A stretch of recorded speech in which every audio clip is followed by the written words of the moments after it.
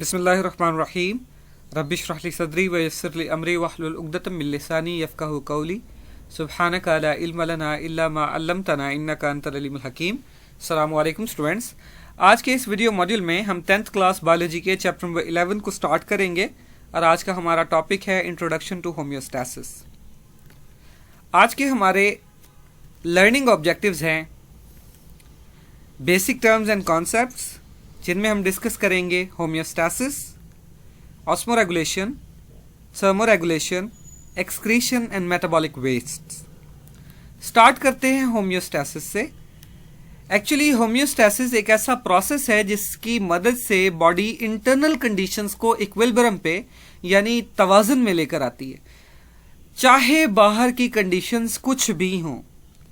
अगर इसके एक एग्जांपल लें तो आप देखेंगे कि बॉडी का कोर टेम्परेचर हमेशा 37 सीसी या 98.6 फ़ारेनहाइट रहता है, चाहे बाहर कितनी ही गर्मी या कितनी ही ठंड क्यों ना हो। अगर बाहर गर्मी ज़्यादा है तो बॉडी स्वेट करेगा और टेम्परेचर को नॉर्मलाइज करवाने की कोशिश करेगा, यानी पसीना पैदा करके बॉडी को नॉर्मलाइज करवाने की कोशिश करेगा। और अगर बाहर गर्मी है तो बॉडी शिवर करवाएगा, यानी कपकपी तारी करवाएगा और टेम्परेचर को दोबारा नॉर्मलाइज कंडीशंस में या इक्विलिब्रियम पे ले आएगा। और सेकेंड एग्जाम्पल में अगर हम देखें तो ब्लड ग्लूकोज लेवल हमेशा 1 ग्राम पर लीटर रखा जाता है, चाहे आप कितने ही कार्बोहाइड्रेट रिच खुराक खाएं। अब इसकी ज़रूरत क्यों है? तो हमें पता है कि जिस्म के हर सेल को एक ऐसा इन्वायरमेंट चाहिए, एक ऐसा इंटरनल कंडीशन चाहिए जो ज़्यादा चेंज ना हो, जो स्टेबल रहता हो। इसका स्टेबल रहना इसलिए भी ज़रूरी है ताकि एंजाइम्स प्रॉपर काम कर सकें। एंजाइम्स काम प्रॉपर करेंगे तो बॉडी भी अपना फंक्शन नॉर्मली परफॉर्म करेगी।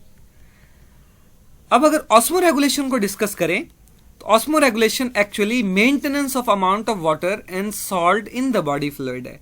ये भी एक तरह से देखा जाए तो होम्योस्टैसिस की ही एक ब्रांच है।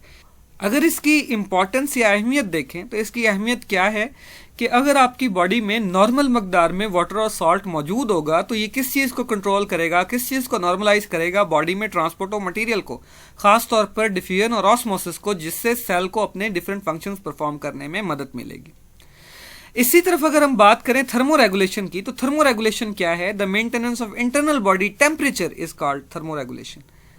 तो अगर बॉडी अपने इंटरनल टेम्परेचर को मेंटेन करे, जैसे मैंने अभी अभी बताया आप लोगों को कि बॉडी का टेम्परेचर हमेशा 37 ही रहता है, चाहे बाहर का टेम्परेचर कुछ ही क्यों ना हो। वो किस तरह से मेंटेन होता है यह भी आपने देखा कि अगर जिस्म गर्म होगा तो पसीना आएगा, अगर जिस्म ठंडा होगा तो क्या होगा? शिवरिंग होगी। इससे टेम्परेचर को नॉर्मलाइज करने में मदद मिलेगी। अगर इसकी इंपॉर्टेंस देखें तो हमें पता है कि बॉडी में डिफरेंट एंजाइम्स काम कर रहे हैं और हर एंजाइम अपना मैक्सिमम फंक्शन कब परफॉर्म करता है? जब उसे एक ऑप्टिमम टेम्परेचर मिल जाए। तो अगर थोड़ा सा भी टेम्परेचर चेंज हुआ, टेम्परेचर कम हुआ या टेम्परेचर ऑप्टिमम से ज्यादा हो गया, तो दोनों सूरतों में एंजाइम्स नॉन फंक्शनल हो जाएंगे और बॉडी अपना फंक्शन परफॉर्म नहीं कर पाएगी। अब अगर एक्सक्रीशन को डिफाइन करें, एक्सक्रीशन का मतलब क्या है? एक्सक्रीशन का मतलब है बॉडी से मेटाबॉलिक वेस्ट को एलिमिनेट करवाना। अब मेटाबॉलिक वेस्ट क्या है? मेटाबॉलिक वेस्ट ऐसा एक वेस्ट मटेरियल है, ऐसा मटेरियल है जो बॉडी में कब प्रोड्यूस हुआ है? मेटाबॉलिज्म के नतीजे में प्रोड्यूस हुआ है। साथ की फिगर में आप देख सकते हैं, आप जो खाना खाते हैं उसमें से कुछ हिस्सा खाने का एनर्जी में चेंज हो जाता है और फिर वो एनर्जी कहाँ इस्तेमाल हो जाती है? बॉडी के डिफरेंट फंक्शंस मेटाबॉलिज्म के अंदर, या बॉडी को गर्म रखने के लिए इस्तेमाल हो जाती है, थर्मोरेगुलेशन के लिए इस्तेमाल हो जाता है। और कुछ चीज़ें अनडाइजेस्टेड बच जाती हैं जो हमारे काम की नहीं होती हैं, सेल उन्हें इस्तेमाल में नहीं ला पाता। अब वो चीज़ें क्या करती हैं? अगर जिस्म में रहें तो जिस्म को नुकसान देती हैं। ऐसी तमाम चीज़ों को हम नाम देते हैं मेटाबॉलिक वेस्ट का, और इन चीज़ों को पेट से, जिस्म से निकालना लाजमी हो जाता है। अगर आप नहीं निकालेंगे तो ये बॉडी को नुकसान देंगी। अगर आज के टॉपिक के इंपॉर्टेंट क्वेश्चंस देखे जाएं और इसका फॉलोअप लिया जाए तो इसके कुछ क्वेश्चंस बनते हैं, जैसे define homeostasis, give one example. अभी हम इन तमाम क्वेश्चंस को मार्क भी करेंगे इंशाल्लाह, तो उसमें हम इसे रीड करेंगे। फिलहाल आप इसके क्वेश्चंस देखिए। Define homeostasis, give one example. तो इसके बाद है differentiate between thermoregulation and osmoregulation, what is excretion and what are metabolic waste. ये 4 क्वेश्चंस इस टॉपिक के अंदर से बन सकते हैं। अगर इसके निशान लगाना चाहें तो कुछ इस तरह से, अगर होम्योस्टैसिस का आपने निशान लगाना है, आपकी बुक का पेज है जी, तो आपने क्या करना है? आपने इस तरफ से निशान लगाना है, यहाँ तक इसकी डेफिनेशन मुकम्मल हो जाएगी, यहाँ तक, और फिर उसके बाद इसकी एग्जांपल स्टार्ट हो जाएगी। इसकी एग्जांपल आपने स्टार्ट करनी है और यहाँ पे इसकी एग्जांपल आपने एंड कर देनी है। यहाँ पे आपका यानी एक टॉपिक मुकम्मल हो जाता है। इस टॉपिक के अंदर कितनी हेडिंग्स बनेंगी? एक बनेगी होम्योस्टेसिस की, एक बनेगी एग्जाम्पल की। तो ये हिस्सा आप मार्क कर लेंगे। इसके अगर सेकंड क्वेश्चन को देखा जाए कि इसकी इंपॉर्टेंस क्या है, ये भी आ सकता है। तो इसकी इंपॉर्टेंस कहाँ से आपने उठानी है? इसकी इंपॉर्टेंस आपने यहाँ से उठानी है और आपने इसका निशान लेकर जाना है। यानी इसकी इंपॉर्टेंस अगर आ जाए तो बॉडी सेल नीड्स, जहाँ से मैंने निशान लगाया, यहाँ से आपने उठानी है और कहाँ तक लेकर जानी है? एफिशिएंट फंक्शनिंग ऑफ एंजाइम्स तक आपने इसका निशान लेकर जाना है। ठीक हो गया। अगर हम नेक्स्ट निशानों की तरफ जाएं तो क्वेश्चन आता है ऑस्मोरेगुलेशन क्या है, इसकी इंपॉर्टेंस बताएं।